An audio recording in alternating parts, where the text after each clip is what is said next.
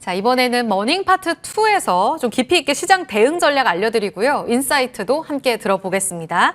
이동훈 블로크 대표와 함께합니다. 어서 오세요. 안녕하세요. 네, 대표님 어제 사실 우리 시장은 미국 물가지표 경계감은 사실 없었던 것 같아요. 예. 1% 급등하면서 마감이 됐고, 근데 다행히 여기서 변동성을 자아낼 만한 결과도 없었어요. 안도하고 마무리가 됐는데 아직 관세 불안이 좀 남아있지 않습니까? 그래서인지 시장 탄력이 조금 아쉽습니다. 대표님 보시기에 지금 맘 놓고 비중 확대보다는 뭔가 변동성 대비가 필요하다고 보세요? 그 일정이 몇 가지 부담되는 게 있죠. 일단 뭐 관세라는 일정 어느 정도 알려져 있긴 하지만 우리는 그 정치적인 변수가 하나 남아 있는 게 있잖아요. 그러니까 외국인들 입장에서는 향후의 정책, 어떤 정부가 되건 정책에 대해서 이게 경기 부양 쪽으로 가게 되느냐 아니면 아니냐 이거에 대한 어떤 변수가 하나 남아 있다라고 봐야 되거든요. 그래서 이런 변수 있고 오늘 또 이제 동시만기일입니다. 그러니까 동시만기 앞두고서는 또 대형주들에 대한 어떤 변동성도 정상적인 범위를 또 넘어가면서 나타날 수 있기 때문에 이 두 가지를 넘어가야 이제 시장이 어느 정도 좀 방향이 나오지 않을까 그렇게 보고 있습니다. 아, 그렇죠. 수급 고비 만기 넘어가고 또 관세도 계속 허들을 넘어야 하고요. 좀 봐야겠습니다. 그리고 좀 거슬리는 게 있는데 수급이에요. 지금 외국인이 올해 벌써 3월 중순이 됐는데 오랫동안에 6조 5천억 원 국내 코스피를 팔았고요. 예. 작년 하반기 7월부터 판 게 21조잖아요. 도대체 언제 돌아옵니까? 그게 이제 외국인들이 왜 팔았는지부터 먼저 생각을 해봐야 될 것 같아요. 우리가 이제 연초를 돌이켜보면 사실 연초 외국인들이 매수로 돌아왔었거든요. 네. 매수로 돌아오고 일주일에 1조 5천억 원 정도 매수하기도 했었거든요. 근데 두 가지 사건이 발생하면서 외국인들이 이제 매도로 바뀌고 매수를 잘 못하고 이렇게 됐는데 네. 첫 번째는 이제 딥시크. 예, 딥시크가 이제 등장하고 나서 글로벌 기술주들이 폭락을 하는 그런 상황이 만들어졌죠. 근데 그 기술주들의 주요 파트너사들이 우리나라 업체들이잖아요. 여기에 대한 어떤 부담들. 그러니까 당초에 외국인들이 연초에 매수할 때는 우리나라 주요 반도체 기업들의 실적이 올해는 상당히 좋아질 것이다라는 전제가 있었는데 그러니까 딥시크 문제가 발생하다 보니까 이러면은 실적에 대한 전망치를 다시 재편해야 되는 게 아닌가 이렇게 이제 추정이 되는 게 하나가 있었고 또 글로벌 포트폴리오 재편하는 과정에서 한국의 기술주를 좀 늘려볼까 했었는데 역시 이 요인도 외국인들 입장에서 좀 망설이게 되는 그런 요인이 될 가능성이 있었고요. 또 하나는 역시 이제 관세 정책에 대한 어떤 우려가 있었던 것 같습니다.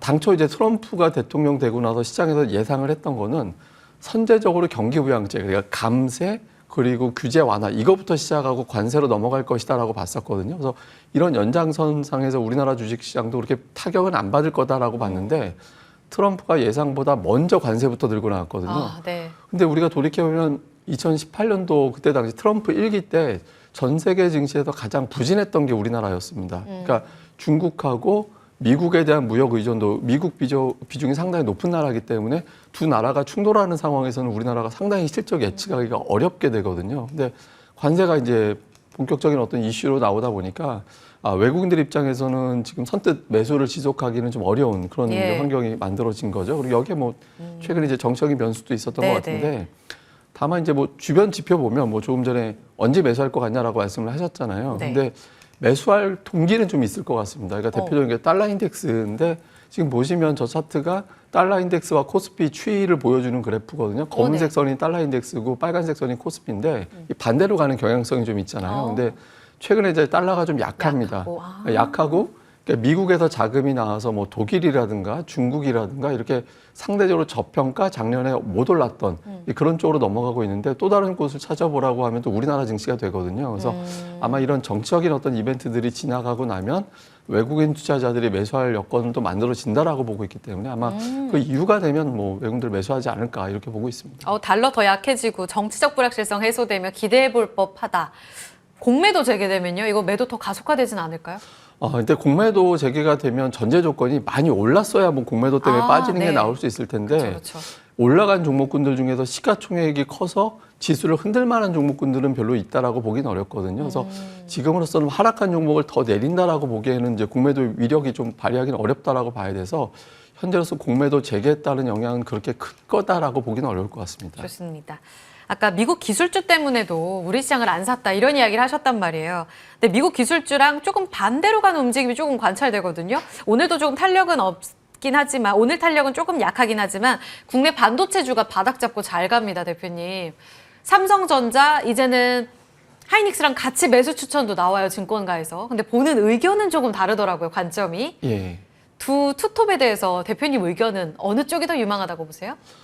탄력도 면에서 본다라면 사실은 두 개보다 두 개 공급하는 업체들이 가장 좋다라고 봐야 되고요. 그리고 두 종목을 놓고 볼 때 탄력도 역시 하이닉스가 더 높기는 하이닉스. 합니다. 근데 다만 지금 이런 거는 주목을 해볼 필요는 있는 것 같습니다. 그러니까 삼성전자를 우리가 놓고 볼 때 그러니까 두 가지를 봐야 되는데 삼성전자 지금의 주가 위치가 10년 추세선 하단까지 와 있거든요. 그러니까 120월선이 보통 10년 추세선인데 이건 어떤 의미냐면 이 종목은 처음에는 한 6개월 정도 기다리면 홈런 하나 치던 종목인데 그래도 만약에 10년 기다리면 이 자리에서 홈런 하나는 치더라. 그러니까 이런 어떤 위치까지 내려와 있는 거예요. 그래서 네. 그런 위치가 하나가 있고 또 하나는 삼성전자가 2000년 이후에 놓고 볼 때 전해 10% 이상 하락한 해 다음 달에는 무조건 플러스가 났습니다.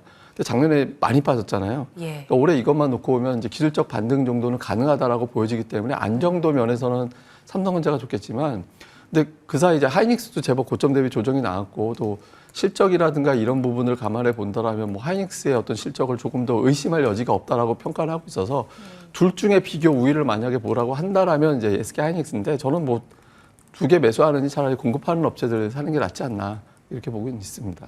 공급사 궁금하네요. 예. 바로 여쭤볼까요? 이게 공급하는 업체들 중에 장비 업체가 있고 이제 예. 소재 쪽 업체들이 있거든요. 그러니까 소재라는 거는 들어가는 재료 공급하는 업체고 장비는 반도체 만드는 공정에 들어가는 업체들인데 그러니까 최근에 보면 수급은 재료 업체들이 좋더라고요. 그러니까 뭐 동진세미캠이나 ENF 테크놀로지라든가 이런 기업들의 기관 투자들의 매수가 꾸준하게 유입되는 모습이 있어서 혹시 뭐 기관 쪽에서는 소재 쪽을 더 선호하는 게 아닌가 이렇게 보여져서 뭐 관련된 종목은 주목해 볼 필요 있는 것 같습니다. 사실 하이닉스에 한 표를 주셨기 때문에 뭐 HBM 관련해서 TC 본딩 장비 쪽이 또 연결고리 기반에선 깊잖아요. 그쪽 예. 보시지 않을까 싶었는데 의외로 소재단에서 ENF 테크놀로지, 한솔케미칼, 동진세미캠 이런 쪽 봐주셨습니다. 수급과 함께 볼게요. 그러면 아까 제가 조금 전에 이제 HBM 연결고리 잠깐 이야기를 했는데 다음 주에 엔비디아, GTC 이 기대감 꽤 크지 않습니까? 예. 간밤에도 엔비디아가 조금 올라왔는데요. 이거 기다려라. 이런 목소리도 지금 미국에서 많이 나오더라고요. 예. GTC 앞두고 엔비디아 연결고리로 작년에 좀 수혜를 받던 종목들도 많았었는데 이 이벤트로 기대할 수 있는 종목들도 있을까요? 만약에 이번에 GTC 가지고도 못 올라가게 된다라면 그러니까 엔비디아는 반전하려면 다음 분기 실적 때까지 기다려야 되는 그런 상황이 만들어질 수 있거든요. 중요하네요. 네. 그러니까 이번에 근데 공교롭게도 이제 최근에 좀 올라가는데 저는 이제 주목하는 게 어제 그제 이렇게 시장의 특징 중에 하나가 뭐가 있었냐면 테슬라가 갑자기 급반등을 했잖아요. 예. 근데 그 전날 15% 폭락하고 나서 올라오는 건데 15% 폭락하던 날 제가 이제 뭘 봤냐면 레버리지 테슬라 2배 레버리지 ETF를 봤더니 그날 당연히 15% 빠지니까 30% 빠졌겠죠. 예. 근데 피크 대비 82% 하락한 위치가 되더라고요. 그렇게 되면 사실상 이거는 우리가 흔히 주식시장에서 표현하는 걸로 휴지가 된 상태가 된 거고 이렇게 되면 ETF하고 연결이 되면서 급락했던 종목군들은 사실상 거의 다 더 이상 관련된 매도가 안 나오는 위치가 된 거예요. 그런 위치에서 테슬라가 반등을 하고 엔비디아도 같은 원리를 본다면 사실상 대표적으로 이제 투자들이 많이 집중을 했던 종목이었기 때문에 같이 반등이 시작된 걸로 보여지거든요. 그래서 저는 이번 GTC의 전후에서 이런 움직임과 또 하나는 공매도가 좀 쇼커버될 가능성도 좀 열어두고 있기 때문에 관심도가 올라가게 되면 우리나라 증시에서 또 관련된 종목군들도 역시 또 관심을 모을 가능성이 있다라고 보고 있거든요. 그래서 뭐 엔비디아 관련된 주변주들, 조금 전에 이제 HBM 관련된 종목들 말씀해 주셨습니다만은 그러니까 이런 종목들도 만약에 뭐 최선호주는 아니더라도 만약에 그런 종목들에 대한 관심만 전제로 한다라면 뭐 관심을 계속 가져나갈 필요는 있는 것 같습니다. 그러니까 일단은 기술적으로 투매가 나올 수가 없는 자리에서의 반등이 나왔기 때문에 단기적인 반등은 가능하다. 이런 이야기도 지금 주신 거잖아요. 근데 그 전에 말씀하시기를 GTC에서 반등이 꼭 나와야 하는데 라는 이야기를 하셔서 그럼 GTC에서 가장 중요하게 봐야 되는 포인트는 뭐라고 보세요? 사실 이번에 GTC 같은 경우는 뭐 양자 컴퓨터 쪽이라든가 이런 쪽에 관심이 좀 많은 것 같더라고요. 네. 근데 이제 시장에서는 엔비디아가 어떤 신제품에 대한 어떤 비전을 어떻게 제시하느냐에 가지고 지금 이제 블랙웰 가지고는 부족하다라는 게 시장의 평가잖아요. 그러니까 이게 뭐 공급에 대한 어떤 지연이라든가 이런 것 때문에 근데 블랙웰 가지고도 실적은 지금 잘 나오고 있거든요. 근데 네네. 여기에 이제 플러스 알파 강력하게 나오기 위해서는 다음 버전. 왜냐하면 이제 중국의 어떤 딥시크라든가 이런 것들 때문에 중국에 의해서 AI 주도권이 빼앗겼다 이렇게 이제 분석이 나오고 있는 상태이기 때문에 다음 버전에 대한 어떤 시기라든가 이런 것들에 대해서 가늠할 수 있는 어떤 이슈들이 나오게 된다라면 시장에선 다시 역시 AI의 어떤 주도권은 엔비디아가 가지고 있다 이렇게 종목에 대한 선호도가 나오면서 네네. 좀 움직임이 변할 수 있거든요. 그래서 이런 부분들 좀 주목해 봐야겠습니다. 우리 시간으로 19일 새벽 2시에 이제 젠슨왕 CEO의 연설이 있기 때문에 같이 주목하겠습니다. 테슬라도 급반등 나오면 여기에 영향받아서 관심 있게 봐야 될 쪽은요? 근데 테슬라 같은 경우는 우선 최근에 주가 하락했던 거는 머스크에 대한 거부감이 실제로 테슬라 구매력을 떨어뜨렸다라는 데이터에 의한 거잖아요. 뭐 독일에서 4분의 1 토막이 나고 중국에서 줄어들고 유럽 전체에서도 뭐 반토막 났다라는 국가들이 많이 나오고 있고, 그러니까 막연하게 심리적인 게 아니라 실제로 어떤 수치 자체가 안 좋게 나오고 있는 것 때문에 빠진 거거든요. 근데 최근에 테슬라가 올라간 건 전기차가 잘 팔릴 것 같아서 올라간 것 같진 않아요. 그러니까 뭐 애널리스트들 분석을 보면 브랜드 가치가 떨어진 건 맞지만 주목해 봐야 되는 거는 자율주행이라든가 로봇이라든가 이런 분야다라고 이제 코멘트를 하고 있거든요. 그러니까 테슬라가 올라갈 때 어떤 이슈가 되는 건 아무래도 자율주행 쪽이라든가 로봇이 될 가능성이 있어서 상대적으로 2차 전지 쪽은 이제 우리나라는 뭐 별도로 좀 낙폭과되니까 볼 필요는 있지만 테슬라하고 연결고리를 찾는다면 오히려 로봇이라든가 자율주행이라든가 이런 쪽을 보는 게 조금 더 유리할 것 같습니다. 자율주행 로봇 기억하겠습니다. 국내 증시가 진짜 순환매가 빨라요, 대표님. 종목 장세로 이제 지금 접어든 시그널로 봐야 할지, 그러면 지금 어떤 컨셉으로 포트폴리오 짜는 게 맞다고 보시는지 궁금하고요. 여기서 어떤 섹터 가장 유망하다고 보세요? 우선은 그 시장은 수급을 보면서 우리가 가늠을 해야 될 것 같아요. 근데 예. 이제 어려운 얘기긴 하지만 외국인들이 선물을 정말 많이 팔아놨거든요. 그러니까 작년도 1월 이후에 최대 규모로 누적으로 선물이 매도가 되는데 이거는 외국인들이 지수가 10개는 못 올라갈 거야 이렇게 얘기하는 거잖아요. 그러면 이런 전제라면 사실은 뭐 삼성자, SK하이닉스, 자동차주 이런 종목군들이 발목 잡힌다는 얘기가 됩니다. 근데 달리 생각을 해보면 이게 풀리기 시작하면 대형주들이 빠르게 올라간다라는 게 되거든요. 실제로 작년도 1월 17일에 외국인 투자자 선물 매도가 꽉 찬 다음에 매수로 바뀌면서 관련된 종목이 지수를 끌어올리면서 200포인트 이상 코스피가 급반등한 적이 있었거든요. 근데 만약에 외국인들이 선물 매도를 풀어준다라면 당연히 앞에 선두로 가는 거는 삼성전자를 비롯한 이런 대형 수출주가 될 겁니다. 그러니까 그럼 그 주변주들, 그러니까 뭐 반도체라든가 자동차 부품이라든가 이런 종목군들이 움직임이 나오게 될 거고, 그게 아니라 외국인들이 선물 매도를 안 풀게 된다라면 관세를 비롯해서 외부 요인이 여전히 흔들릴 것이고 4월 2일에 상호관세 부과될 때까지 시장은 못 움직여 이렇게 될 거예요. 그렇게 된다라면 상대적으로 관세 관련해서 대피소로 시장에서 생각하는 게 뭐 방산주라든가 금융주라든가 조선주라든가 이런 쪽으로 보고 있거든요. 그래서 이런 쪽 종목이 좀 활성화될 가능성이 높습니다. 근데 저는 이제 개인적으로는 전자 쪽으로 조금씩 봐야 될 때가 되지 않았을까라고 보고 있어서 외국인데 어차피 선물 매도를 더 하기는 쉽지는 않다라고 봐서 예. 좀 조정이 나온다라면 자동차 부품주, 다음에 이제 또 뭐 반도체 장비주들, 뭐 소재 쪽 종목군들 이런 거 볼 필요가 있고, 다음에 올해 어떻게든 중국이 뭐 악착같이 경기 부양하겠다는 의지는 계속 보여지고 있거든요. 그래서 중국 소비 관련된 종목들 중에서는 이제 화장품 관련주들, 뭐 이런 종목들에 대해서는 뭐 계속해서 좀 움직임을 주시해 보는 것도 필요할 것 같습니다.